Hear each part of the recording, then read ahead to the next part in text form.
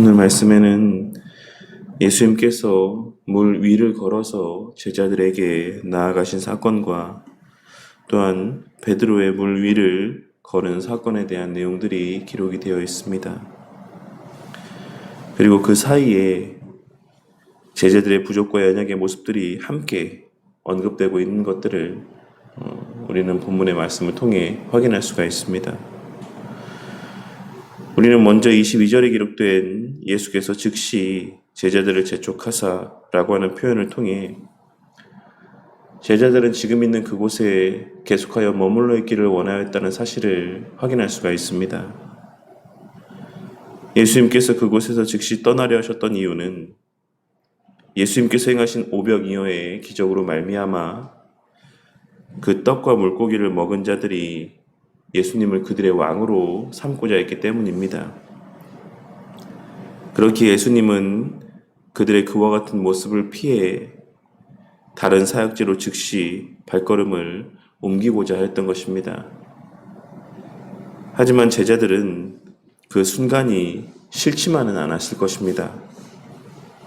모든 이들이 예수님에게 환호하고 그 예수님을 왕으로 삼으려 했던 모습들이 결코 싫지만은 않았던 것입니다. 그렇기에 그들은 그 예수님 곁에서 그 예수님과 가장 가까운 자리에서 그들의 환호와 높임을 좀 더 길게 목도하며 누리고 싶었는지도 모릅니다. 하지만 예수님께서는 이 세상에서의 사람들의 환호와 세상적인 인기가 예수님의 성육신하심의 목적이 아니었고, 더 나아가 제자들은 더더욱 세상으로부터의 그와 같은 환호나 인기를 경계해야 됐기 때문에 예수님께서는 그곳에서 하실 일들을 마치신 직후 제자들을 재촉하여서 그곳을 떠나게 하셨던 것입니다. 그리고 이후 예수님께서는 따로 기도를 하시기 위해 산으로 올라가시고 제자들로 하여금은 배를 타고 건너편으로 건너가라 말씀하셨습니다. 그런데 우리는 예수님의 말씀에 순종하여 배를 타고 건너편으로 나아가고 있는 제자들에게 거센 풍랑이 찾아왔다라고 하는 사실을 본문의 말씀을 통해 확인할 수가 있습니다. 그리고 우리는 이 사건을 통해 그 풍랑이 잔잔하게 되어지는 과정들 속에서 나타난 사건들을 통해 몇 가지 사실을 깨달을 수가 있는데, 첫째는 예수님의 뜻대로 진행되어지는 일들 가운데서도 풍랑은 일어날 수 있다는 것입니다. 우리는 일반적으로 하나님의 뜻이라고 한다면 모든 것이 형통하고 순적하게 진행되어질 것이다라고만 생각하는 경우가 많이 있지만, 오늘의 기록된 말씀을 통해 하나님의 뜻이라 할지라도 혹은 하나님께서 명하신 일이라고 할지라도 그 성취의 과정 속에서는 오늘 말씀에서와 같은 풍랑이 일 수 있다라고 하는 사실을 우리는 발견하고 깨달을 수 있어야지만 되는 것입니다. 그러니 우리가 지금 열심을 내고 있는 그 일이 하나님의 뜻 가운데 진행되어지는 일인가 아닌가라고 하는 것은 그 일의 형통함으로 알 수 있는 것이 아닌 그 일의 동기와 목적이 무엇인지, 내가 지금 그 일을 행하고 있는 그 근거가 무엇인지를 먼저 살필 수 있어야지만 될 것입니다.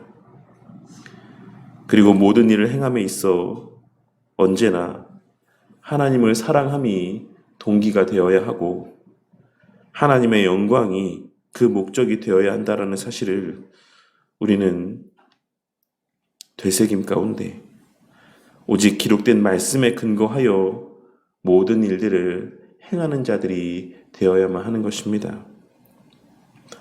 그리고 그것이 분명하고 확실하다라고 한다면 그 일을 진행하는 과정이 형통하든 형통하지 않든 우리는 우리 눈에 보여지는 현상과 그 처한 여건들 가운데 흔들리지 말고 행하고자 하는 바를 끝까지 행하여야지만 되는 것입니다.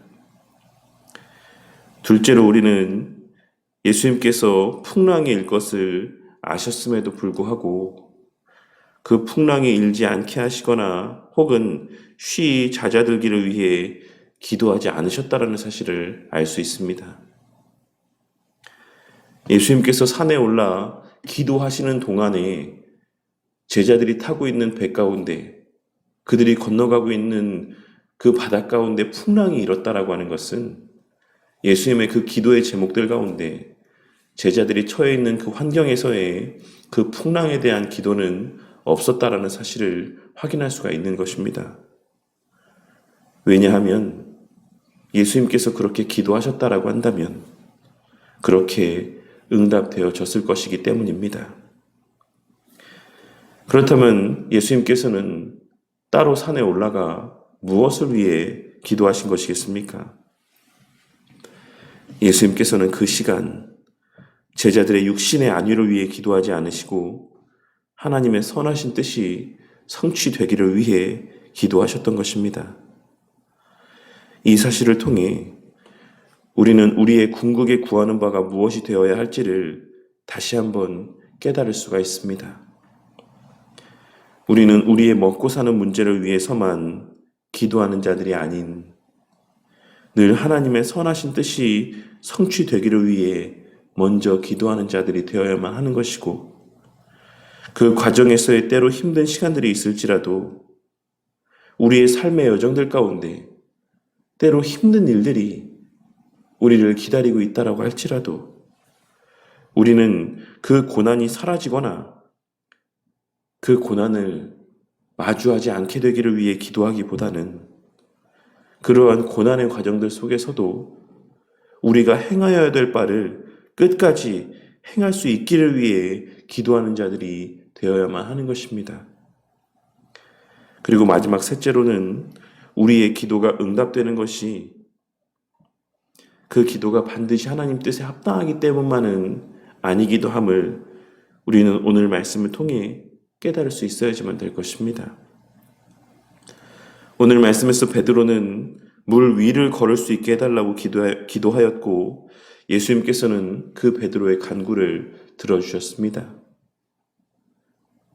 이에 대하여 칼빈 선생님은 그의 공관복음 주석에서 이야기하기를 그는 신앙의 날개도 없이 날고 싶어 했으며 그리스도의 음성이 자기 마음에 확고해지도록 하지도 않고 발밑의 파도를 어떤 견고한 것으로 여겼던 것이다 라고 이야기하며 이어서 그의 의욕이 좋은 행동 원리로부터 솟아나온 것만은 의심이 되지 않으나 이 의욕이 그릇된 과잉 행동으로 전락되었으므로 칭찬할 만하지 못하다라고 주석을 하고 있습니다.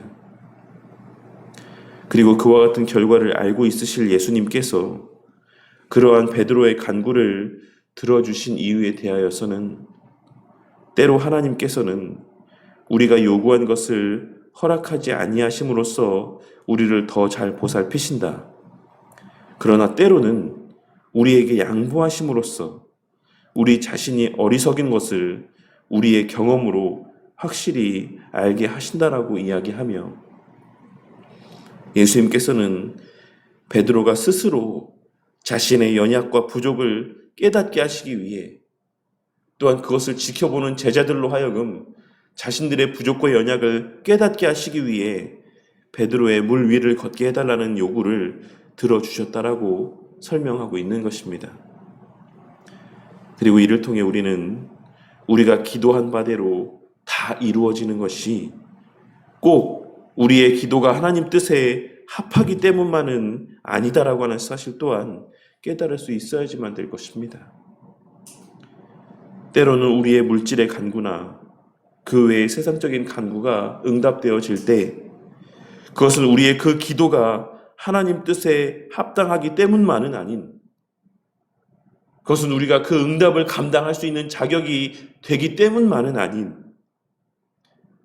우리가 그 간구의 대상으로 인한 유혹 가운데 얼마나 취약한 자들인지 우리가 기도하고 있는 그 물질에 대하여 얼마나 연약한 자들인지 그 건강의 문제에 있어 얼마나 연약한 자들인지, 우리의 그 자녀의 문제에 있어 우리가 얼마나 연약한 자들인지를 깨닫게 하시기 위한 응답일 수도 있다라는 사실을 우리는 기억해야지만 되는 것입니다.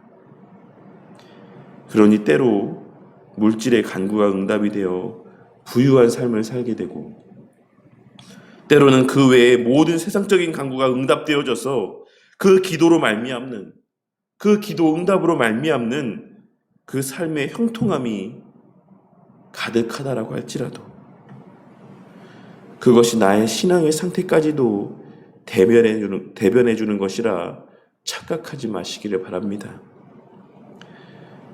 우리는 우리의 간구가 응답된 그 순간에도 여전히 우리의 시선이 우리 주님을 향해 있는지 그 자신의 신앙의 상태를 돌아볼 수 있어야지만 될 것이며, 아니면 그 기도하고 간구한 대상 가운데 주목함으로 그 기도 응답에 빠져 우리의 간구했던 하나님께서 허락하여 주신 그 은혜의 수단 가운데 빠져 허우적대고 있진 않은지, 오히려 그로 말미암아 하나님과의 관계가 더욱 멀어진 것은 아닌지 늘 스스로를 점검할 수 있어야지만 되는 것입니다.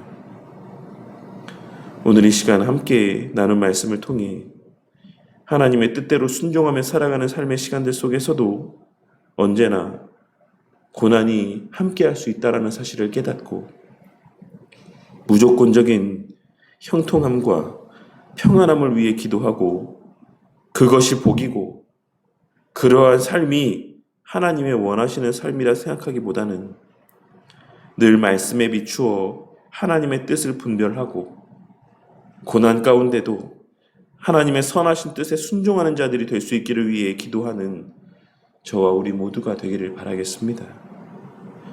그리고 무엇보다 우리의 간구했던 바가 응답되어진다라고 할지라도 그 자체로 만족하고 그 응답받은 현실 가운데 안주함으로 오히려 그 기도의 응답이 우리의 신앙에 독이 되는 것이 아닌, 그 순간에도 여전히 주님만을 바라보며 그 기도의 응답하심의 결과들을 하나님의 선한 뜻을 위해 선용할 줄 아는, 그리하여 우리에게 응답하시는 모든 은혜의 수단들이 우리의 신앙에 유익이 되고 하나님과의 관계가 더욱 돈독하여지게 만드는 그러한 진정한 은혜로까지 이어지게 될 수 있기를 위해 기도하는 저와 우리 모두가 되기를 주님의 이름으로 간절히 축원합니다.